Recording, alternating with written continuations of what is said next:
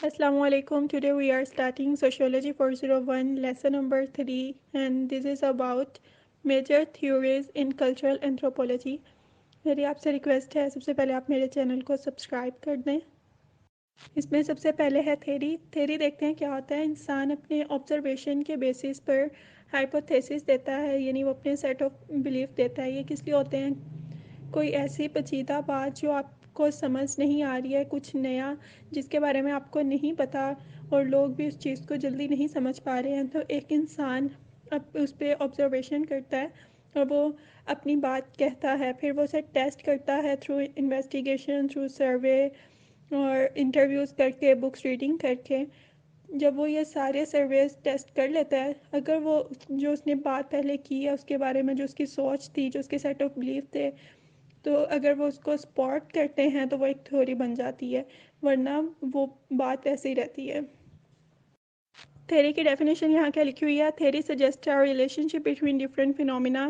Theories allows to reduce the complexity of reality into a abstract set of principal, यानी कि complexity, जितनी भी पेचीदा चीज़ें हैं उनको डिस्क्राइब करने के लिए कुछ रूल्स बना लिए गए हैं, यानी कुछ रिलेशनशिप बना दिए गए हैं। वो रूल्स, वो प्रिंसिपल, वो रिलेशनशिप क्या है कि जब आप कोई बात कर रहे हो तो बाद में आपने उसको टेस्ट करना है, उसको ऑब्जर्व करना है, फिर आपने अपनी थ्योरी से इसको मैच करना है, क्या जो आपने बात की थी वो परफेक्ट है, फिर एक थ्योरी बनती है। Theories are based on hypothesis. Theories जो है वो हाइपोथेसिस पे बेस्ड करती हैं कि इंसान जो है वो अपने सेट ऑफ बिलीफ क्या बता रहा है पेचीदा बात के बारे में, which provide uh tested through empirical investigation, जिसमें उसको बाद में उसने अपनी ऑब्जर्वेशन को टेस्ट करना होता है थ्रू इन्वेस्टिगेशंस, बुक्स रीड करके, इंटरव्यूज़ करके, लाइब्रेरी से उसके बारे में कुछ पढ़ के। नेक्स्ट है कल्चरल एवोल्यूशनिज्म।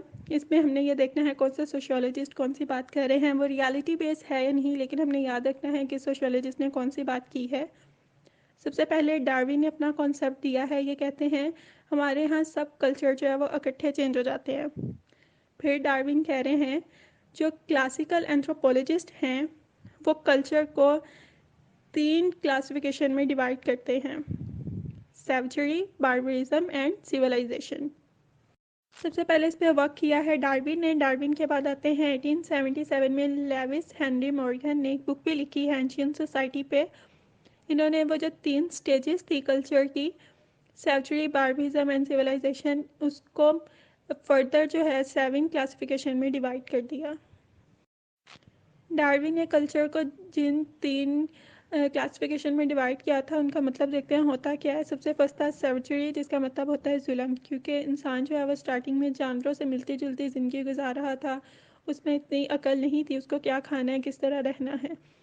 और बार्बरिज्म को हम ये याद रख सकते हैं, बार यानी कि सर्वजरी के बाद में आने वाली जो चीज़ है, ठीक है, वो बार्बरिज्म है। इसमें इंसान बेहतर हो गया था, कपड़े वगैरह उसने पहनने स्टार्ट कर दिए थे, बेहतर खाना, घर वगैरह में रहना स्टार्ट कर दिया था, लेकिन अभी तक कल्चर जो है वो डेवलप नहीं हुआ था। हेनरी ने डार्विन की ही क्लासिफिकेशन को फर्दर क्लासिफाइड किया है और ये लॉन्ग के लिहाज से काफ़ी इंपॉर्टेंट क्वेश्चन है। इसे देखते हैं। फर्स्ट है लोअर सर्जरी। लोअर सर्जरी में क्या था? जब इंसान फल और नट्स वगैरह खाता था दरख्तों से तोड़ के। मिडल सर्जरी में क्या हुआ था? उसने फिशिंग करना स्टार्ट कर दी थी और पत्थरों से आग निकालना स्टार्ट की थी, मतलब उसे आग निकालने के लिए टेक्नोलॉजी समझ आ गई थी। अपर सर्जरी में क्या हुआ था कि उसने तीर कमान और शिकार करना शुरू कर दिया। एंथ्रोपोलॉजी बेसिकली हम स्टडी कर रहे हैं इंसानों के बारे में जितनी भी मालूमात है वो, ठीक है। तो सर्जरी में इंसानों की ज़िंदगी कैसी थी कि वो फल और पौधे वगैरह तोड़ के खाते थे, शिकार करना उन्होंने स्टार्ट किया और मछलियाँ वगैरह पकड़ना उन्होंने जो है स्टार्ट किया, और पत्थरों से आग निकाली पहली दफ़ा। इसके बाद आती थोड़ी सी बेटर लाइफ यानी कि बार्बरिज्म। बार्बरिज्म में पहले से थोड़ा बेहतर हो गया था, ठीक है। तो लोअर बार्बरिज्म में क्या था कि जब उसने मिट्टी के बर्तन वगैरह बना के खुद के लिए इस्तेमाल करना स्टार्ट किए। और मिडल बार्बरिज्म में खेती बाड़ी है, कल्टीवेशन है, जानवर वगैरह रख के उनका दूध वगैरह निकालना। तो ये थोड़ी सी अलग ज़िंदगी का जो है वो आगाज़ हो गया था। और अपर बार्बरिज्म में जब उसने आयरन टूल्स वगैरह बना के वो इस्तेमाल करना स्टार्ट किए। سو اپر باربرزم میں جو ہے وہ لوہے کو پگھلا کے اور اس کی چیزیں وغیرہ بناتے تھے. تو اپر باربرزم میں کس طرح کے پیشے تھے؟ لکڑہار، لوہار، سونار وغیرہ یہ پیشے سامنے آئے تھے. اس کے بعد ہے سیولائزیشن. سیولائزیشن میں الفاظ نکلے، ان کو الفاظوں کو لکھنا سٹارٹ کیا، ایک لینگویج ڈسکور ہوئی اور انسان کو یہ سمجھ آیا کہ آپس میں ہم نے کمیونیکیٹ کیسے کرنا ہے اور جو ہم نے ڈسکور کیا وہ دوسرے انسانوں تک کیسے پہنچانا ہے. سیولائزیشن میں ایک لینگویج ڈسکور ہو گئی.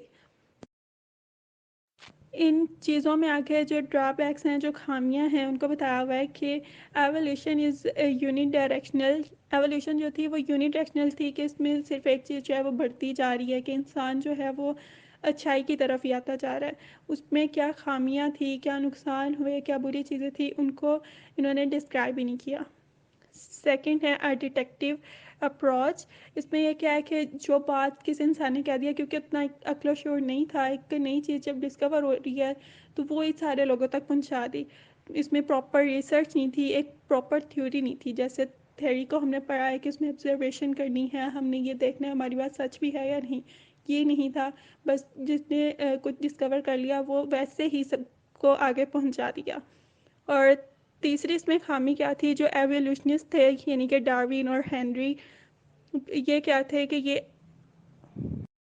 ایتھنو سینٹرک تھے. ایتھنو سینٹرک کیا ہوتے ہیں کہ یہ اپنے کلچر کو ٹاپ پہ رکھتے ہیں، باقی سب کو اگنور کرتے ہیں. کہ یہ کہتے ہیں کہ جو بدلاؤ ہے، انسان جو ترقی کی طرف جا رہا ہے وہ ہم ہی کی وجہ سے جا رہا ہے، بدلاؤ ہم ہی سے آنا سٹارٹ ہوا ہے.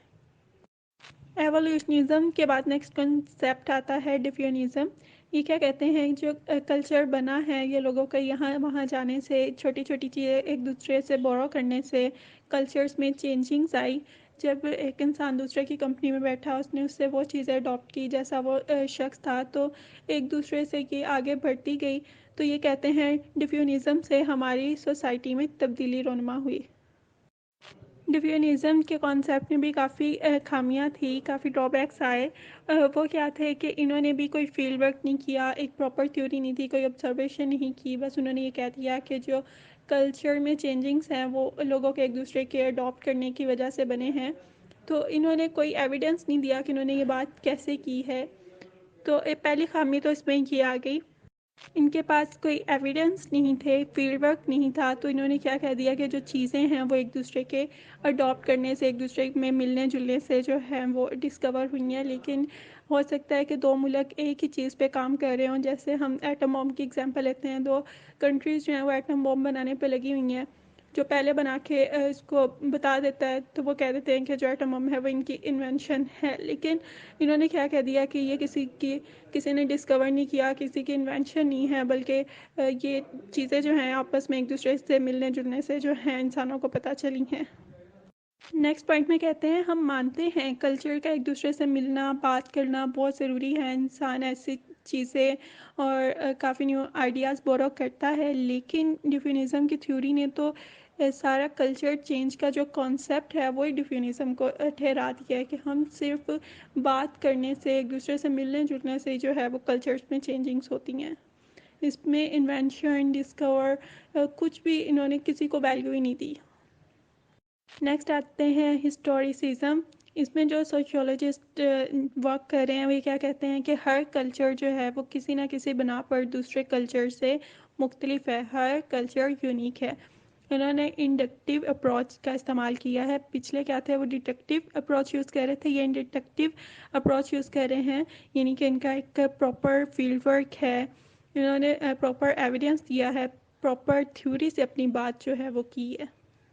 ہسٹوریکلزم میں سوشیولوجسٹ ورک کر رہے ہیں، وہ کیا کہتے ہیں کہ اینتھروپولوجی جو ہے وہ بیسکلی انسانوں کے بارے میں اسٹڈی ہے. تو انسانوں میں اب ٹرانسجینڈر، میل، فیمیل سبھی آ جاتے ہیں. تو جب آپ ایک فیمیل کے بارے میں ریسرچ کر رہے ہو، اس کے بارے میں اسٹڈی کر رہے ہو، تو آپ کی فیلڈ ورک میں لڑکیوں کا ہونا ضروری ہے، تاکہ جب وہ دوسری لڑکیوں سے انٹرویو لے رہی ہیں، اپنی آبزرویشن ٹیسٹ کر رہی ہیں، تو وہ کھل کے بات کر سکیں. کیونکہ لڑکیاں لڑکیوں کو اپنے بارے میں بتانے سے ہچکچائیں گی، وہ اپنی بات ٹھیک سے نہیں کر سکیں گی. ہسٹوریکلزم میں کسی طرح کی خامی نہیں تھی، ان کے کوئی ڈرا بیکس نہیں ہیں. ہسٹوریکسزم والے کیا کہتے ہیں کہ اگر آپ ایسی بات کہہ رہے ہیں جس میں پراپر فیلڈ ورک نہیں ہے، پراپر آبزرویشن نہیں ہے، آپ کے پاس کوئی ایویڈنس نہیں ہے، تو یہ اینتھروپولیٹیکل ڈسپلن کے بالکل خلاف ہے۔ نیکسٹ ہے سائیکولوجیکل اینتھروپولوجی والے، وہ کیا کہتے ہیں کہ کلچر اور انسان کی سائیکی کا گہرا تعلق ہے۔ ہماری پرسنالٹی ہمارے کلچر سے ریلیٹ کرتی ہے، ہم جس طرح کے کلچر میں رہ رہے ہوں گے، ہماری ڈریسنگ، ہمارا کھانا پینا جو ہے وہ ویسا ہی ہوگا۔